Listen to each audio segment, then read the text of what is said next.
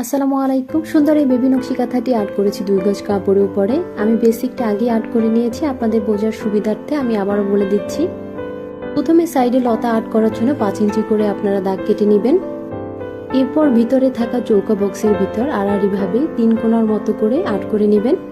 তারপর 3টি সোজা রেখে এক্সট্রাভাবে ভিতরে দিয়ে নেবেন যেন মিডলের ফুলটা সুন্দরভাবে আর্ট করা যায়।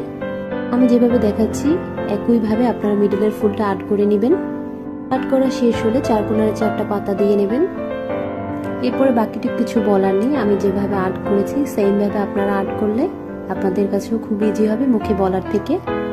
তো আসলে বিস্তারিতভাবে বলা যায় না, কিছু জিনিস আসলে আপনাদের বুঝে নিতে হবে কষ্ট করে। তারপর যদি কোনো প্রশ্ন থাকে অবশ্যই আমাকে জানাবেন।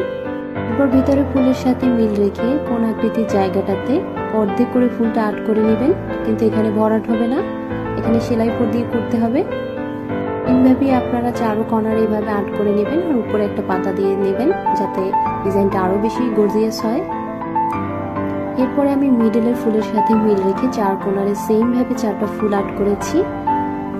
আর্ট করার আগে অবশ্যই খেয়াল রাখবেন 4 কোণারে 4টা ফুল আগে আর্ট করে নেবেন, দেন লতা আঁকা স্টার্ট করবেন।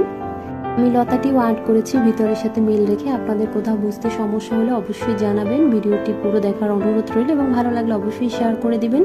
উপরে যে কোনো সুতাই খুব সুন্দরভাবে ফুটে ওঠে, তবুও আমি কিছু কালার বলে দিচ্ছি। এখানে আপনারা সাদা, হলুদ অথবা টিয়া কালার অথবা কমলা কালার বা গোলাপি কালার দিয়ে করলে ডিজাইনটি আরো বেশি সুন্দর লাগবে। সবাই ভালো থাকবেন, সুস্থ থাকবেন, আর আমাদের ভিডিওটি ভালো লাগলে অবশ্যই আপনাদের টাইমলাইনে শেয়ার করে দিবেন এবং নেক্সট ভিডিও দেখার জন্য পেজটি ফলো দিয়ে আমাদের সাথেই থাকবেন। আল্লাহ হাফেজ।